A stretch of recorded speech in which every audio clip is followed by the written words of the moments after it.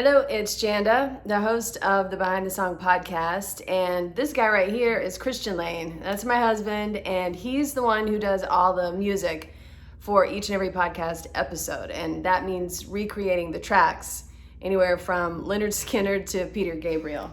That was heavy, no? Yeah. Say hello. Hi, how are you? It's good to meet you. So I thought maybe we would sit down, because we are rock nerds.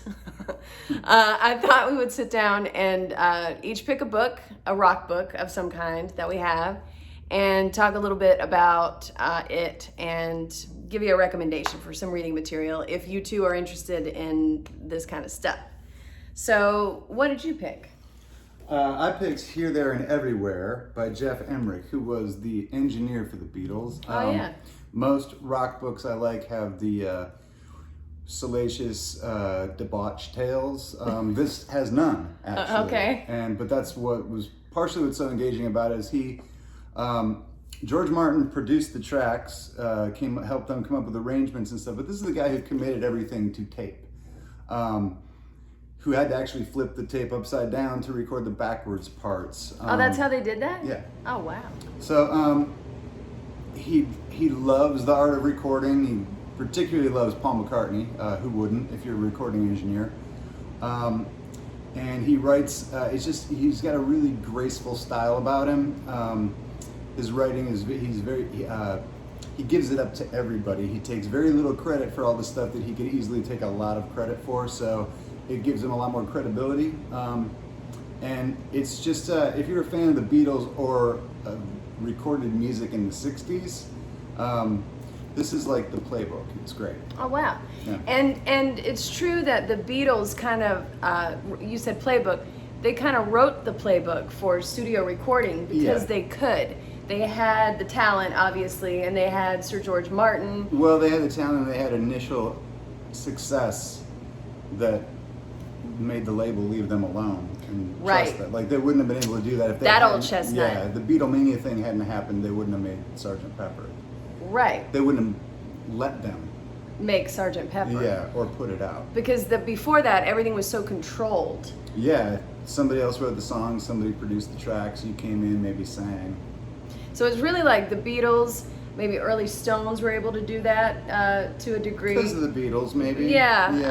That kind of thing. Beach Boys were able to get real creative in the studio. Yeah, same deal. Right. Sold a lot of records, you can do that. You sold a lot of records, you can do anything. What's your book? I chose Bruce Springsteen's autobiography, Born to Run. You know I love Bruce Springsteen. I know you love him too. That's an excellent book. It is. This is just an excellent book, and you know I'm super infatuated with lyrics. So of course I love Bruce because I think he is every bit the poet that Bob Dylan is, and I'm sure he would like for me to say that. Yeah, he'd be excited. He'd take that. He'd take that compliment. But this is just really vulnerable writing from a guy who writes amazing lyrics to me and then puts them to song in a way that, you know, everybody can relate to. And when we could go see live concerts, you know, raise both fists in the air for 3.5 hours at his epic stage shows with the E Street Band. But he somehow writes really,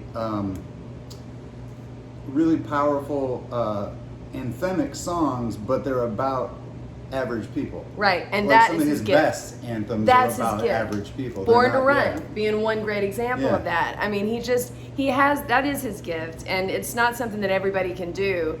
And he gets into his life in this book in a way that most people would be scared to do. And he talks about his beginnings and the issues that he had with his father and his issues with depression.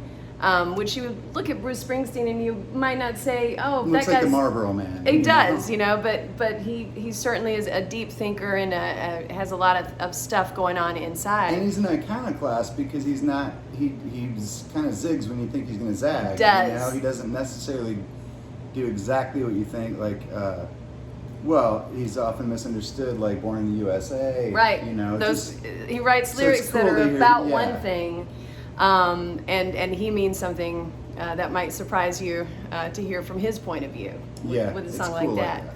Yeah, and he's, you know, also the thing I love about Bruce that he gets into in this book, he doesn't really talk about it himself, but you can see how much he was about his band. And there's a reason that he was called the boss, and that's because he looked out for the members of his band, and they really were a family. And it's just that loyalty that they had as a unit, and still do, that I just find amazing. He couldn't really deal with Hollywood too much, with the first marriage and all that stuff, and he gets into that too in this book that I'm sure is difficult for him to get into. So Bruce Springsteen, a great lyric writer, and I would highly recommend this book if you're a fan. For sure. Even if you're not necessarily a Bruce fan, this is just good reading, interesting stuff from a guy that we all know, right? So there you go. All right. You guys be safe, be good, take care of each other. You guys be safe, be good, take care of each other.